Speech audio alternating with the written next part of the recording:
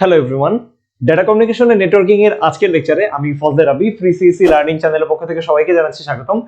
আজকে আমরা error detection and correction চ্যাপ্টারের ভার্টিক্যাল রিডান্ডেন্সি চেক এর মধ্যে সিম্পল প্যারিটি চেক নিয়ে আলোচনা করতে যাচ্ছি।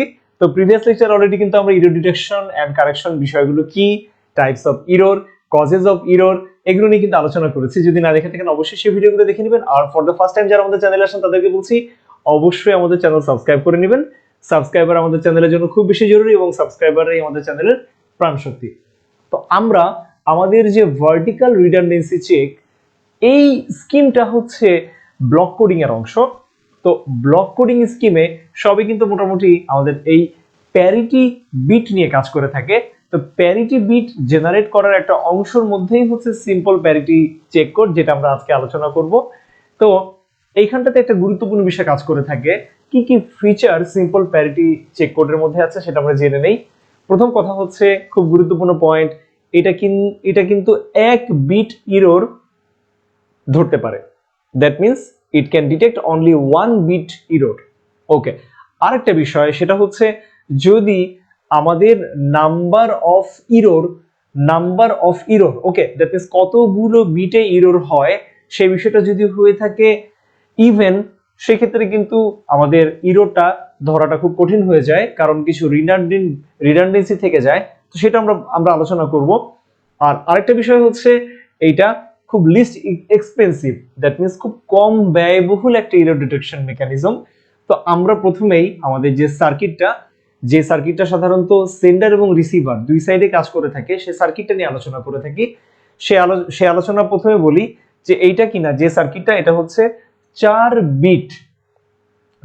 বিট যদি কোনো ডেটা থেকে থাকে সেন্ডার সাইডে, সেইখান থেকে কিভাবে রিসিভার সাইডেও 4 বিট যদি হয় সেটাকে কিভাবে ডিটেক্ট করে সেটা আমরা দেখি। সো ফার্স্টে সেন্ডার সাইডে আমাদের যেটা থাকবে, সেন্ডার সাইডে যেই ডেটাটা জেনারেট করা হচ্ছে সেটাকে আমরা বলবো ফার্স্টে ডেটা ওয়ার্ড। ওকে, এটাকে আমরা বলছি এটা হচ্ছে ডেটা ওয়ার্ড। ওকে, সো ডেটা ওয়ার্ড হচ্ছে 4 বিটের, A0 A1 A2 A3।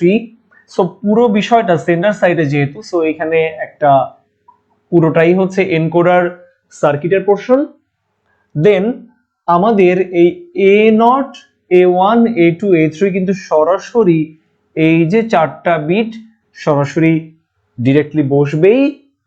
দেন পরবর্তীতে আরেকটা এক্সট্রা বিট যেটাকে আমরা বলছি প্যারিটি, সেই প্যারিটি বিটের কারণে এখানে আমরা চাচ্ছি যে ইভেন প্যারিটি হোক, অড প্যারিটির জন্য হতে পারে, কিন্তু সার্কিটের আমাদের এইখানটাতে স্পেশালি আমরা কাজ করছি কিসের জন্য, ইভেন, দ্যাট মিন্স জোড় সংখ্যক ওয়ান্স এর জন্য। ডেফিনেটলি প্রত্যেকটা বিট হয় 0 বা 1 দিয়ে রিপ্রেজেন্ট করা, প্রত্যেকটা জায়গাতে যে কোনো কিছুই হতে পারে। সো আর নট এর ঘটনাটা কি হবে, আর নটটা হবে A0 A1 A2 এবং A3 এই সবগুলোকে যোগ করে আমি কি বললাম, আর নটটা হবে A0 A1 A2 A3 যা থাকবে পুরোটাকে আমরা মডুলাস করব 2 দিয়ে।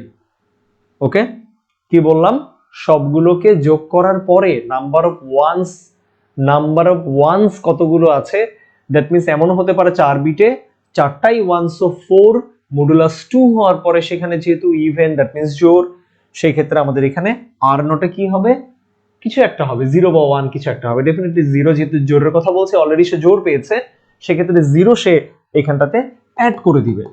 ওকে, সো এই যে এক্সট্রা বিটটা তৈরি হলো আর নট সহকারে, এইটাকে আমরা বলছি C of 5,4। Okay, that means এইখানটাতে আমাদের এই কম্বিনেশনটা এমন যে 5টা বিট কিন্তু 4 বিট থেকে তৈরি করা, 1 বিট তার অতিরিক্ত যেটা কিনা রিডান্ডেন্ট বিট বা প্যারিটি বিট, সেই বিটটাকে সহকারে আমাদের এই পুরো ফ্রেমটা এখন ট্রান্সমিশন মিডিয়াম পাস হয়ে আমাদের কি হলো, রিসিভারের কাছে চলে গেল। ওকে, তো রিসিভারের কাছেই সেম টু সেম সবই এক, তার জাস্ট তার পরিচিতিটা ভিন্ন। B3 যেটা কিনা A3 ছিল, B2 A2 এর জায়গায়, B1 A1 কে রিপ্লেস করে, B0 A0 কে রিপ্লেস করে এবং R0 Q0 কে রিপ্লেস করে। ওকে, কি R0 কে রিপ্লেস করে Q0 কে লেখা হয়েছে। এই যে 5টা বিট রিসিভারের কাছে আসলো, ট্রান্সমিশন মিডিয়ামটা পার হওয়ার সময় তো তার মধ্যে কোনো না কোনো বিটের চেঞ্জ হয়ে যেতেই পারে। ধরে নিচ্ছি বি নটে চেঞ্জ হলো একটা বিট, কিউ নট এটাতেও কোনো চেঞ্জ হলো, হতেই পারে। সাপোজ বি3, বি2, বি1, বি নট এরকম কোনো বিটে চেঞ্জ হয়নি, শুধুমাত্র রিডান্ডেন্ট বিট কিউ নটে চেঞ্জ হয়েছে, তাও কিন্তু ইরর। ওকে, সো এই চারটা বিট সরাসরি কি হবে, আমরা বলছি ডিসিশন লজিক দিয়ে ডিরেক্টলি উপরে চলে যাবে। ওকে, সো ডিসিশন লজিক কি করবে, আমাদের এই চারটা বিটকে ডিরেক্টলি গ্রহণ করবে এবং কিউ নট সহকারে আমাদের সবগুলো বিট চেকারের কাছে যাবে।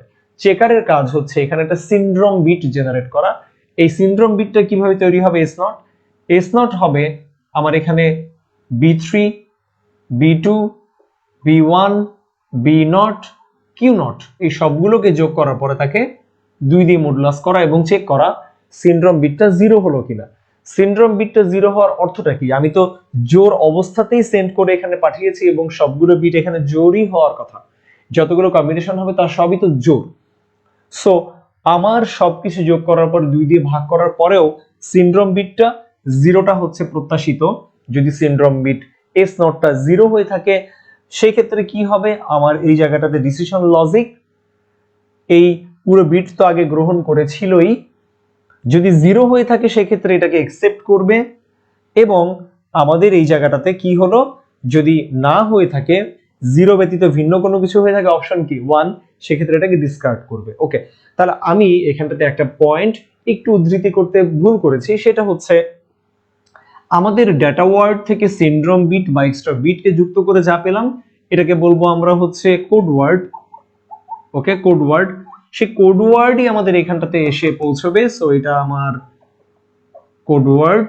ওকে, সো এই কোড ওয়ার্ড থেকে এটাকে বেছে ছেকে কিউ নট কে ফেলে দেওয়ার পরে ফাইনালি যা রিসিভারের কাছে এসে পৌঁছায়, এই যে 4 বিটের সমন্বয়, এটাকে আমরা বলবো ডেটা ওয়ার্ড। ওকে, সো এই যে রিসিভার সাইটে পুরো বিষয়টা একসেপ্ট হওয়ার বিষয় কিন্তু আমরা বুঝলাম। যদি সিনড্রোম বিটটা 0 হয়ে থাকে সেক্ষেত্রে এটা একসেপ্ট হবে, সিনড্রোম বিট যদি 0 ব্যতীত অন্য কোনো কিছু হয় সেক্ষেত্রে এটা রিজেক্ট হবে বা ডিসকার্ড হয়ে যাবে। ওকে, সো এই যে পুরো রিসিভার সাইটে যা ঘটছে তার পুরোটাই হচ্ছে ডিকোডার, এইখানে একটা ডিকোডার সার্কিট কাজ করে। সো এই বিষয়টাই হচ্ছে মোটামুটি সার্কিটের মেকানিজম, সার্কিট এইভাবেই কাজ করে থাকে। আমি যদি জাস্ট দু একটা এক্সাম্পল দেখি, বিটের কম্বিনেশন গুলো আমি যেহেতু জানি 4 বিট, সো টোটাল 16টা কম্বিনেশন হয়। এই 16টা কম্বিনেশনের মধ্যে সাপোজ যদি 1011 হয়ে থাকে তাহলে এখানে বিজোড় সংখ্যক অফ ওয়ান্স আছে। সো 1011 এর পরে এক্সট্রা বিট কত হবে, একটা 1 হয়ে রিসিভার সেন্ডার থেকে এইভাবেই তৈরি হয়ে রিসিভারের কাছে যাবে। দেন পরবর্তীতে কি হবে, সিনড্রোম বিট যদি কোনো এরর না থাকে তাহলে সেক্ষেত্রে সিনড্রোমটা 0 জেনারেট হয়ে একসেপ্ট হবে, আদারওয়াইজ ডিসকার্ড হবে। আরেকটা এক্সাম্পল দেখি, সাপোজ যদি বলি 1001, এটা কিন্তু অলরেডি জোড় সংখ্যক অফ ওয়ান্স, সেক্ষেত্রে কি হবে 10001 এবং 0, কারণ অতিরিক্ত কোনো বিট এখানে আমার ইভেন তৈরি করার জন্য এক্সট্রা 1 দিতে হচ্ছে না। তো যাই হোক, এইখানটাতে আমরা কিন্তু মোটামুটি এটা বুঝলাম সার্কিটটা কিভাবে কাজ করে। এখন এটা একটা এক্সাম্পল দিয়ে কিছু সিনারিও দেখি যে কোন কোন কেসে আমার আসলে এই সার্কিটটা এরর ডিটেকশন করতে ফেল করবে বা সে ব্যর্থ হবে, সেটা আমরা এখন দেখতে যাচ্ছি। আমাদের এখানটাতে যে এক্সাম্পলটা দিয়ে দেওয়া সেই এক্সাম্পলটা বলছে যে সেন্ডার একটা ডেটা ওয়ার্ড সেন্ড করলো 1011, কোড ওয়ার্ড তৈরি হয়েছে এখান থেকে 10111। তো 10111 তৈরির অর্থ হচ্ছে যে এখানে ইভেন প্যারিটি তৈরি হচ্ছে এবং এইটাই রিসিভারের কাছে সেন্ড হচ্ছে। এইরকম ডেটা যদি সেন্ড হয় সেক্ষেত্রে আমরা কি করব, 5টা কেস অ্যানালাইসিস করব এবং 5টা কেস অ্যানালাইসিস করব কিসের ভিত্তিতে, এই যে কোড ওয়ার্ডটা তৈরি হলো 10111 এটাকে চেঞ্জ করে করে, এইটা যদি আমরা দেখি, যদি বলি ইভেন প্যারিটি তৈরি হয়েছে তাহলে এখানে কোনো এররই নেই। ওকে, এই জন্য আমরা ভ্যালুগুলো চেঞ্জ করে করে দেখবো যে কোন কোন বিটে চেঞ্জ হলে কিরকম কিরকম কেসে আমার এই সিস্টেমটা কাজ করে। ওকে, আমরা এটা দেখি। প্রথম কথা হচ্ছে এটা আমরা কনসিডার করলাম যেটা হচ্ছে ইভেন প্যারিটি। ওকে, সো ইভেন প্যারিটি যদি হয়ে থাকে সেই ক্ষেত্রে আমার ডেটা মূলত ছিল 1011 এবং আমার এখান থেকে যেহেতু ইভেন প্যারিটি তৈরি করতে হচ্ছে সো এক্সট্রা একটা 1 অ্যাড করতে হবে, সেটাই কিনা আমার ডেটা ওয়ার্ডে অলরেডি আছে। সেটা হচ্ছে কোড ওয়ার্ডে আছে সেটা হচ্ছে 1011, অতিরিক্ত একটা 1 দরকার, সেটা হচ্ছে 1। এরকম যদি হয়ে থাকে সেক্ষেত্রে আমি কি বললাম, যেহেতু জোড় সংখ্যক অফ 1, সেক্ষেত্রে সিনড্রোম বিটটা কি তৈরি করবে, সিনড্রোম বিট সে কিন্তু s=0 প্রডিউস করবে এবং এই ক্ষেত্রে আমার নো এরর। ওকে, ডাটা ট্রান্সমিশন স্মুথ। ওকে, পরবর্তী এক্সাম্পলটা আমরা দেখি। পরবর্তী এক্সাম্পল বলছি আমরা যে একটা বিটে চেঞ্জ হয়েছে। ওকে, দ্যাট মিন্স কি হলো 10011 এইরকম কোড ওয়ার্ড তৈরি হলো। মূলত হওয়ার কথা ছিল কত, মূলত হওয়ার কথা ছিল 10111, এইটা হওয়ার কথা ছিল, কিন্তু হয়ে গেল এইটা। যেহেতু একটা বিটে আমার এখানে চেঞ্জ এবং এটা ইভেন না হয়ে অড হলো, সেই ক্ষেত্রে আমার কি হবে, সিনড্রোম 1 প্রডিউস হবে এবং এইটা আসলে ডিসকার্ড হয়ে যাবে। এটা কি হবে, ডিসকার্ড হবে। ওকে, থার্ড এক্সাম্পল দেখি। থার্ড এক্সাম্পল আমরা বলছি যে আমার যেই কোড ওয়ার্ডটা তৈরি হলো সেটাও কিনা প্রবলেম কোথায়, 10110। কি বললাম, 110, সেটা কাকে চেঞ্জ করলো, আমার যে আর নট ছিল, আর নটে একটা চেঞ্জ আনলো। সো আর নটে চেঞ্জ আনলো, কিন্তু মূলত ডেটাটা কি হওয়ার কথা ছিল, মূলত ডেটা হওয়ার কথা ছিল 10111। এই ক্ষেত্রে সিনড্রোম এখনো কি হবে, সিনড্রোম 0 হবে না, 1 হবে। এই ক্ষেত্রে আমার ডেটাটা কি হওয়া উচিত, ডিসকার্ড হওয়া উচিত। পরবর্তীতে আমরা কি পেলাম, আমাদের কোড ওয়ার্ডটা প্রডিউস হলো হচ্ছে 00110। ওকে, তার মানে আমাদের যে A3 এবং যে are not, say R নটে change হলো, কিন্তু মূলত ডেটাটা সেন্ড হওয়ার কথা কি ছিল, 10111। ওকে, ঘটনা হচ্ছে এই যে প্রডিউস হলো সেটা ইভেন না অড, সেটা অবশ্যই ইভেন। তাহলে ইভেন হওয়ার কারণে সিনড্রোম কি হবে, সিনড্রোম কিন্তু 0 প্রডিউস হবে। দুইটা বিটে চেঞ্জ হওয়ার কারণে আমার কি হচ্ছে, সিনড্রোমটা 0 প্রডিউস হচ্ছে, কারণ সিনড্রোমটা সবসময় দেখে number of wands even or odd, say even পেয়ে যাবে। সো সে কি এটাকে ডিসকার্ড না করে এটাকে অ্যাকসেপ্ট করবে। তাহলে কি হলো, এটা মিসজাজ করা হয়ে গেল। ওকে, যাই হোক, যেটাই হোক না কেন সেটা আসলে ফলস আইডেন্টিফিকেশন হবে। দেন পরবর্তী কেসে আমাদের কি হচ্ছে, আমরা ধরে নিলাম যে আমাদের 3টা বিটে চেঞ্জ হবে। ওকে, সো 3টা বিট কোনটা কোনটা, আমরা বললাম A3 A2 A1 এ চেঞ্জ হলো। সো 0 1 0 1 1। ওকে, এরকম। তাহলে সেক্ষেত্রে চেঞ্জ হচ্ছে কোনটাতে, A3 A2 এবং A1। ওকে, এই 3টা বিটে আমার চেঞ্জ হচ্ছে এবং মূলত আসার কথা ছিল কি 10111। তাহলে কয়টা বিটে চেঞ্জ হচ্ছে, 1 2 3 1 2 3, 3টা বিটে চেঞ্জ।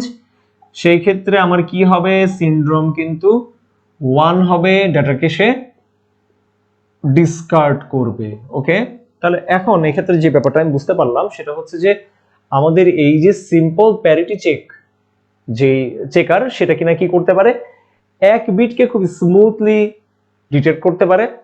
2টা বিটে যদি চেঞ্জ হয়ে যায় তাহলে সেক্ষেত্রে সেটা কিন্তু সে চেঞ্জ করতে পারে না। আবার 3 বিটে যদি চেঞ্জ হয় সেটাকে খুব সুন্দরভাবে সে আইডেন্টিফাই করতে পারে। এখান থেকে একটা অনুসিদ্ধান্ত দেওয়া যায় যে আমাদের সিম্পল প্যারিটি চেক কোড সেটা কিনা যদি অড নাম্বার অফ ইরর যদি হয়ে থাকে, বিজোড় সংখ্যক অফ যদি ইরর হয়, বিজোড় সংখ্যক ইরর, সেটাকে সে খুব সুন্দরভাবে আইডেন্টিফাই করতে পারে, কিন্তু জোড় সংখ্যক ইরর যদি হয় সেটাকে সে আইডেন্টিফাই করতে পারে না। এখন কথা হচ্ছে এখানে আরেকটা বিষয় আমাদের জানা দরকার ছিল, সেটা হচ্ছে হ্যামিং ডিসটেন্স। তো সেন্ডার এবং রিসিভারের মধ্যে, এই যে সেন্ডার এবং রিসিভারের মধ্যে আমি সাপোজ ধরে নিলাম এটা আমার রিসিভার এবং এটা আমার সেন্ডার এবং এটা হচ্ছে আমার রিসিভার। তো সেন্ডার এবং রিসিভারের মধ্যে কতগুলো বিটে যে চেঞ্জ, সেই ওয়ার্ডগুলোর মধ্যে যে একটা চেঞ্জ, সেটাকে বলা হয় থাকে হ্যামিং ডিসটেন্স দিয়ে কিন্তু বোঝা যায় যে কতগুলো বিটে তার চেঞ্জ। সাপোজ আমার এখানটাতে কি হলো 1 2 3 4। ওকে, তাহলে সেক্ষেত্রে এই যে 5টা বিট, এখানে আমার 5টা বিট, তাহলে আমার এই বিট ওয়াইজ ধরে ধরে এই যে লাস্টের বিট 1 এবং 1 দুইটার মধ্যে এক্সক্লুসিভ অর যদি হয়, যদি দুইটা সেম বিট হয়ে থাকে সেক্ষেত্রে কি 0। আচ্ছা, পরবর্তীতে 1 এবং 1 সেম বিট, তাহলে কি হচ্ছে 0, আবার বললাম 0। পরবর্তীতে 1 এবং 0 ডিফারেন্ট বিট, পাইলাম কত 1। পরবর্তীতে 0 এবং 1 ডিফারেন্ট, তাহলে কত হচ্ছে 1। ওকে, দেন পরবর্তীতে 1 এবং 0 ডিফারেন্ট, তার মানে হচ্ছে 3। সো এই যে হ্যামিং ডিসটেন্স যে পেয়ে গেলাম, ডিসটেন্স অফ 3, এই ডিস্টেন্স অফ 3 মিনস হচ্ছে তিনটা বিটের সামঞ্জস্যতা রক্ষা হয়নি সেন্ডার এবং রিসিভারের মধ্যে। এই ডিস্টেন্স ধরে কিন্তু মূলত সেন্ডার এবং রিসিভারের মধ্যে কতগুলো বিটে প্রবলেম থাকে সেই হ্যামিং ডিস্টেন্স দিয়ে কিন্তু বের করা যায়। তো যাই হোক, এই অংশটুকু দরকার ছিল, তাই আমরা এটা আলোচনা করলাম।